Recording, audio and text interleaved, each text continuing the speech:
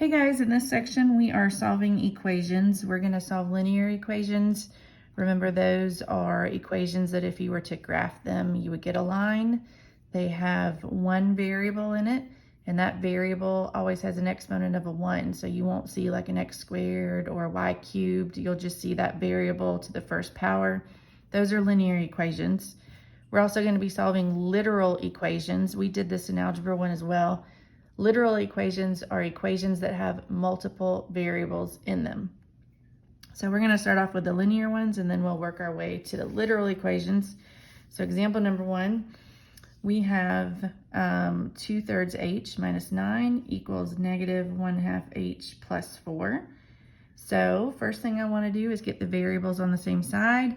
I always like to move the smaller one. So I want to move that negative 1/2 h. And I need to do the opposite of what I see. So I'm going to be adding 1/2 h to each side. All right, so if I'm going to add this together, I need a common denominator, which is going to be 6. So 2/3 turns to 4/6, and 1/2 turns to 3/6. So 4/6 plus 3/6 is 7/6 h. Then I still have the minus 9, still have the equal sign, and then on the right hand side I still have the 4. Now I want to get rid of the minus 9, so I'm going to do the opposite. I'm going to add it. So I have 7/6 h equals 13. Now I want to get rid of that fraction. So the way that I can get rid of a fraction if it's being multiplied times a variable is I can multiply both sides by the reciprocal, which in this case is going to be 6/7. So I'm going to multiply that on each side. So over here, those fractions cancel out. That's why we multiply by the reciprocal. Over here, we can put that 13 over a 1. When we multiply fractions, if you can cross cancel, that's helpful. For this particular problem, we can't, so we're going to multiply straight across. So we're going to do 13 times 6, which is 78 as a numerator, and then 1 times 7, which is 7, and that's our final answer, is h equals 78 over 7. Now real quick, let me just go back, let me rewrite this problem. Back when we did these in Algebra 1, if I was your teacher, I did teach you another way to do this, and I'm going to show you, and you can decide which way you prefer. Some people don't like fractions as much as I do. So what you can do is you can get rid of the fractions right away. And so here's what I mean by that. What would the common denominator be? Sorry, I'm trying to make it so y'all can see. What would the common denominator be for those fractions? It would be a 6. So what I would do is I would take that common denominator of a 6, and I'm going to multiply it on both sides. So I'm multiplying it on the left, and I'm multiplying it on the right.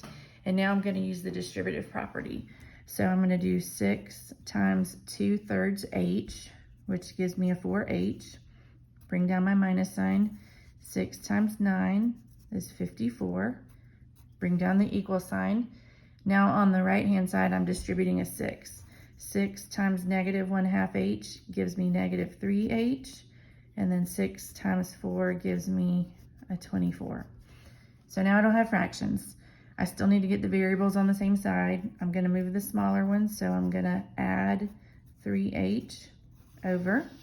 So 3h and 4h become 7h. Bring down the minus 54. Bring down the equals.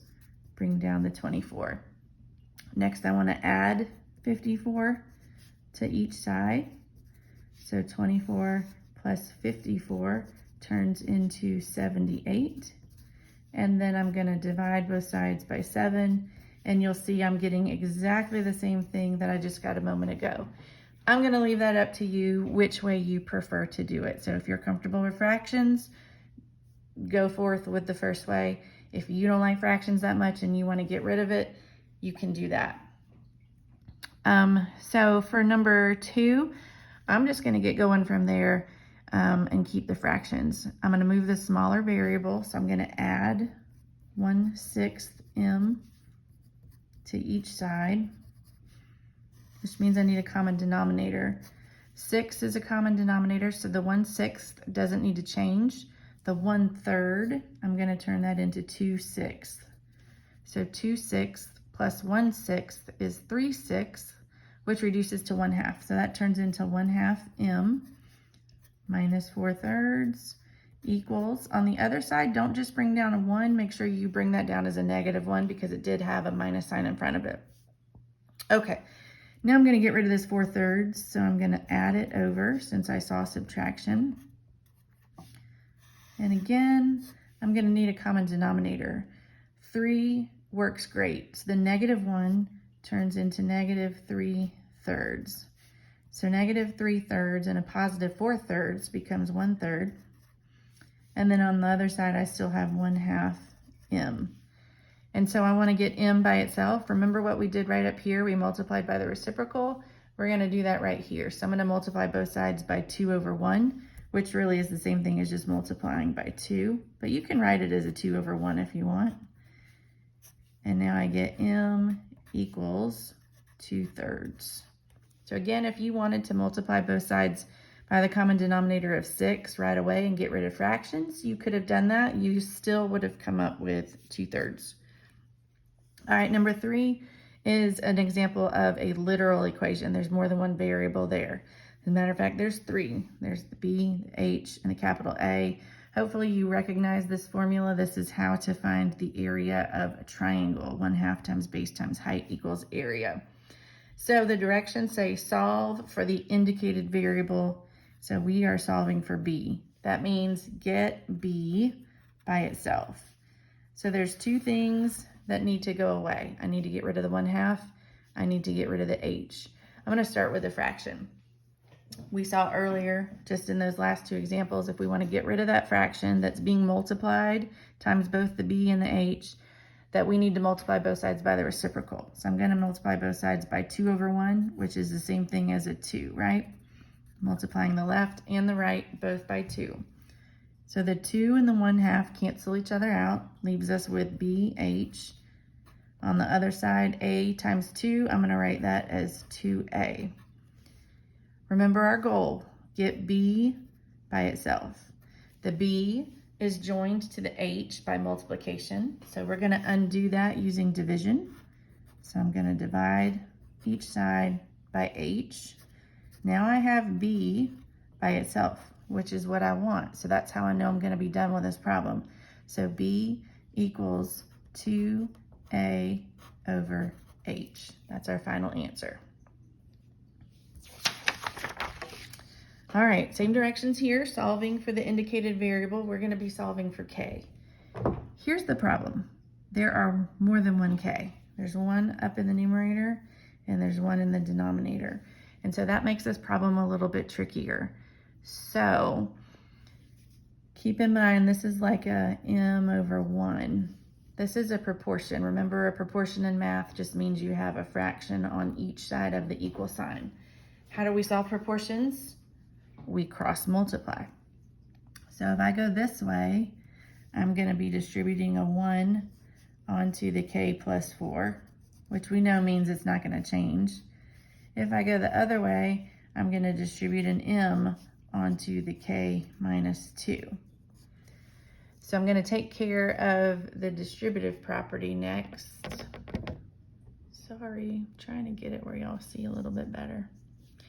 All right, so if I distribute a 1, it doesn't change the k plus 4 at all.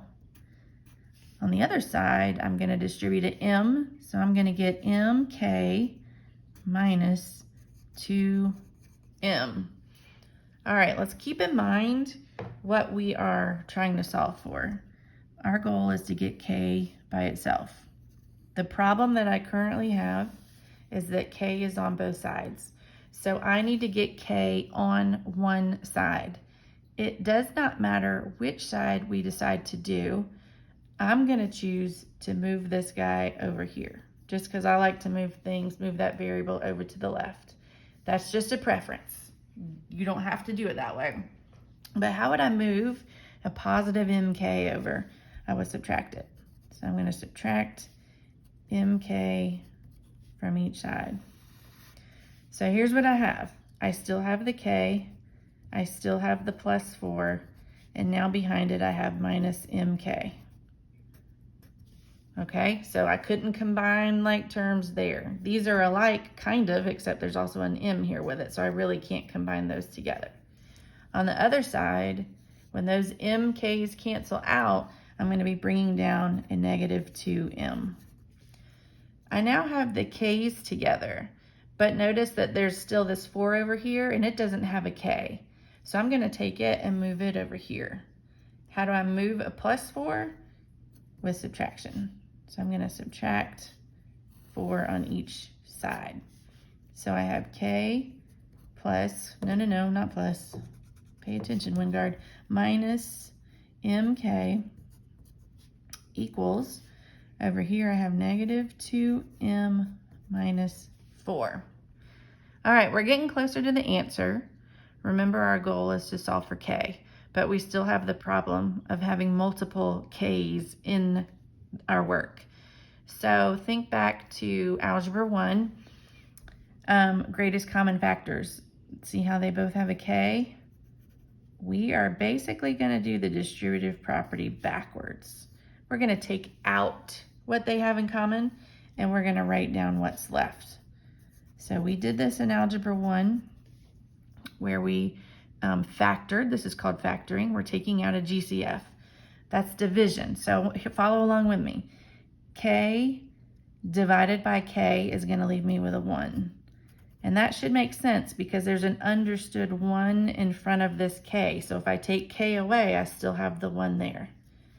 Minus, if I take the K away right here, I'm left with M. So this is what they had in common. We're taking it out.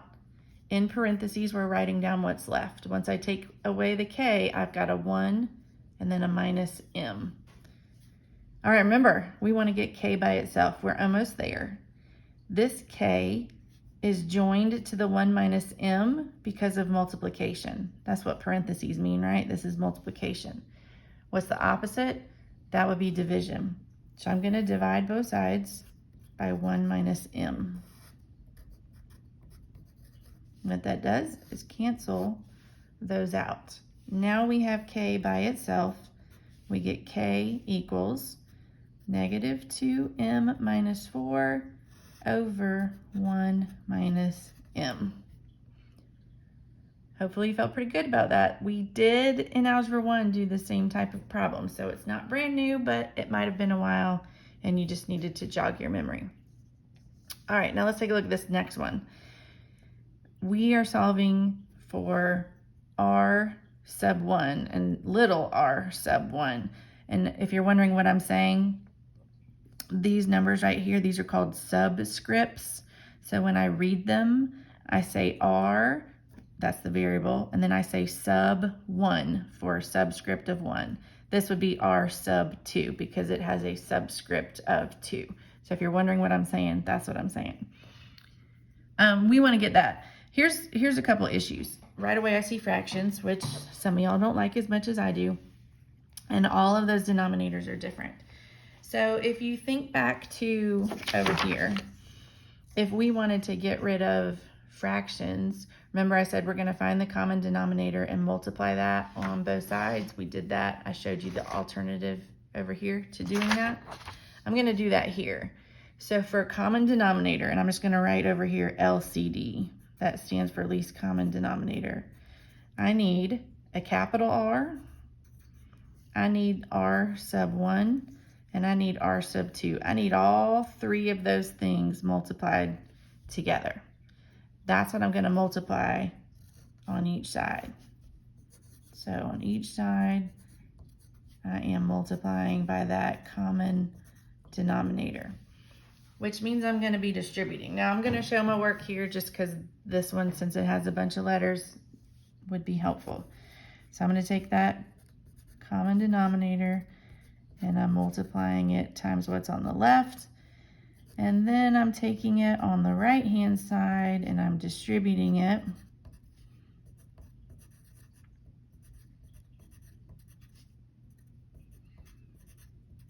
All right, so I've just taken that common denominator and it got multiplied to the first term, to the second term, to the third term, all the way through.